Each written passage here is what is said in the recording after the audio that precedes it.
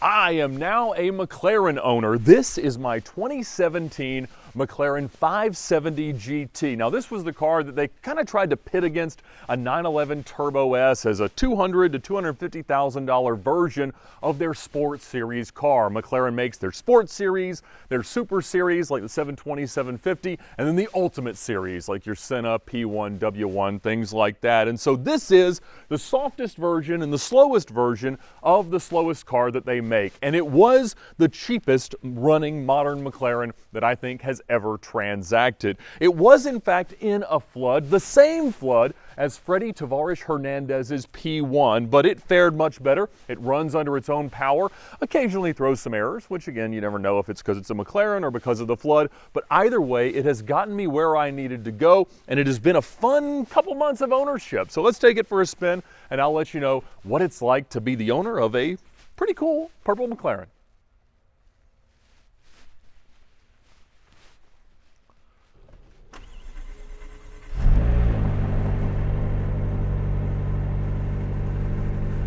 Just windshield washer low. Don't need that. That's a pretty good startup. Only a one error McLaren startup, which is a rare treat. Now, in the 2,000 miles or so that I have owned and driven this car, it has offered me a litany of McLaren issues and problems. But like most McLaren owners say, none of those issues really kept me from driving the car. It very immediately started to throw some sensor errors about the lights, like the side marker lights will intermittently work. It doesn't know whether or not it has washer fluid when it actually does. The transmission will occasionally throw a fault, but it'll go away and it never stops behaving, except for the fact that sometimes when you start it for the first 5 minutes, it won't allow you to shift manually. It will shift automatically, but even if you tell it to be in a manual mode, it will not shift. And by that same token, it will sometimes stop listening to the fact that it has a turn signal. And so you can't do the turn signal. But once again, if you turn it off and back on, most of the time it will behave. Now, the most frustrating thing that has happened so far was that I was having that issue a lot where it wouldn't do essentially anything related to the stalks around the steering column. So no windshield wipers, no turn signals, no clearing of the errors and things like that. And so I asked Arnie and his guys at Cannonball Garage, who work on McLarens every single day, what do I do? And they said, well, generally locking the car for more than 10 minutes lets it do kind of a soft reset. I said, well, I've done that many times. That's not going to do it. He said, okay, well, the next step is to disconnect the battery. Now, when I worked at McLaren Atlanta, if you wanted to get to the battery to disconnect it, you had to pull everything out with a bunch of screws in the front compartment to get to the battery, which is kind of the same location as a Gallardo, right behind the front trunk. He said, now, fortunately, on the 570, there is an access panel, and so that was very easy to get to. So I opened the hood, disconnect the battery, and it's just sitting in my driveway, and I'm sitting at my table doing some work, and I hear a door slam. And I'm like, who's showing up at my house so aggressively? And I look outside, and there isn't another car, but there is a purple McLaren in my driveway with the hood shut. The wind had blown the hood shut with the battery disconnected. And as you'll imagine, every access point to this stupid vehicle is electronic. And so there was no way for me to get in. And so I called Arnie back. I said, what would happen if just by chance I shut the hood while the battery is disconnected? Like, ooh, okay. Well, there is a release panel, but in order to get there, you have to be able to jack the car up. Now, this car is lowered, and the jack points, because of the tub design, are very inboard, and I could not get any jack that I had to that point. But the point of jacking the car up was going to be to pull the front left wheel off, take the fender liner out to get to this cable that I would then pull, that is the emergency release to get in the hood in the event that the button stops working. So from here, given that the car is working, I could open the door and pull on a cable, and that would allow me to get in. But I can't do that if the battery's dead, because the door latch on the door is electronic. So he says, well, theoretically, you could just pull this panel back and reach your hand between the wheel and the fender and get in there. But my hands are far too large to do that, and so I had to enlist the help of my 11-year-old after hours of frustration to try to get in. Now, there was another way but it actually doesn't work either. There is a keyhole under the car, which I learned about, and you have to totally disassemble the key, and there's a tiny little key blade that doesn't have enough for you to actually turn, so you have to put it in this hole, then get some pliers to turn it, and it will pop the door open, unless the windows are up, which obviously the windows are up. And so it doesn't have enough power to get past the weather stripping here to get the door open. So I tried that, but it also didn't work.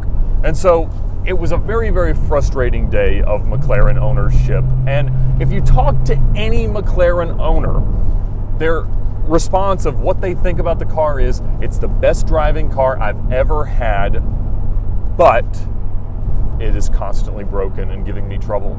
And that just seems to be what goes with the territory. But I don't understand how that is the reality now 13 model years into production of the modern iteration of McLaren as a company. How is that the way that these cars are? But, you know, it always comes back to like, well, for the money, it's a really, really good performance deal. And yes, I mean, a 765 is as fast as my Bugatti in most contexts, even faster in a tight road course, but it breaks all the time. And so I was really excited to experience the ownership of a modern McLaren after having an SLR, after spending time in an F1 and idolizing an F1. And so when this car came up, I was excited to hold on to it for a little while. And honestly, for the money that I paid for this thing, I mean, you could pay that for a nice bicycle. And so I'm very happy with owning the car, but living with the car can be a different story. Now, that being said, I am very comfortable. I can see very well. There is a lot of room. It is very easy to drive. It is very comfortable. It does forget where I've put the steering wheel every single time, and I have to request that it come back towards me. But in doing so, it's now back. And again, I love the driving position. I love the feel of it. It is very precise. And even this being the worst form of the worst car that they have made, being a 570 GT, it's like 11% softer and all this stuff, but I really, really like it. And it's awesome because it has ceramic brakes, but it does not have a hydraulic suspension, which is very expensive to maintain and failure prone. And as it finally gets up to temperature, I mean, we've been driving it for 10 minutes or so, and the transmission is still not where it wants to be. It is a really, really fast car. It goes near as makes no difference, 200 miles an hour, and it is a lovely automobile to drive when it works. Now, as I've said, it's always hard to know whether to blame an issue with this car on the flood or the badge, but either way, it is, issue prone, but when it works, it puts a proper smile on your face. Today's video is brought to you by Auto Tempest. Please visit Auto Tempest now at the link in the description below to shop for your next car. They allow you to compile the listings from all the major sites into one place. So when you search for a McLaren 570 GT, you'll see all of the cars that are available on Car Gurus and eBay and Auto Trader, nationally on Facebook Marketplace and Craigslist, and it makes you the most powerful shopper possible to do so as quickly and efficiently as it can be done. So check them out to thank them for their support of VinWiki, of Car Trek, and everything we do around here, but mostly because it is the best way to shop for your next car. Autotempest.com, all the cars, one search. Heat works well. Can't be said of most of my cars. Even has air conditioning. No CarPlay though, still without that in my life. One of these days, CarPlay won't just be for rental cars anymore. It's gonna be in Ed's life. I don't know what that's gonna mean. Could happen.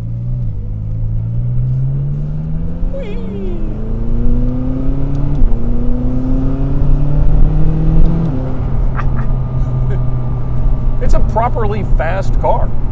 Now, one of the reasons why I did not immediately start making video content about this car that I bought about 2 months ago now was that there was a thought that we were going to use it for a Car Trek series on the most hated supercars or unloved supercars, because there are so many cars that get a bad rap from enthusiasts, or a 570 because it's the gateway car to course selling in Miami is that these cars are really, really good, even though the enthusiast world at large says that they're trash. The same thing can be true for an Evora or a Boxster or an automatic Corvette. Like, there is still a lot of great things to be said about all of these cars, and there is a lot of fun to be had at a great value, but it may not have all of the cars and coffee credibility that you could ever dream of. And so I guess that starts to beg the question of, are we giving cars like this or a California or a PDK 911 base car a bad rap?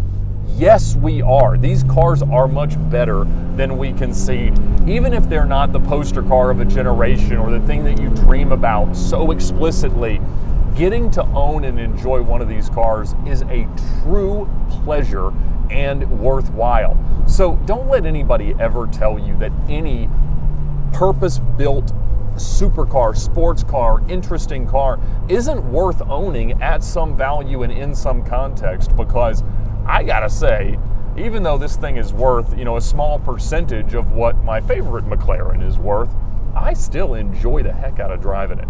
And so whatever it is that you're dreaming about, whatever mark is the ultimate, there's another version of that car that might be a lot more accessible, like this thing. And if you can get one, do it. Oh, good news. My right rear tire is at an optimal temperature. The other three, not yet. Transmission, still too cold. What does it take? What do you need, car? How hard can it be?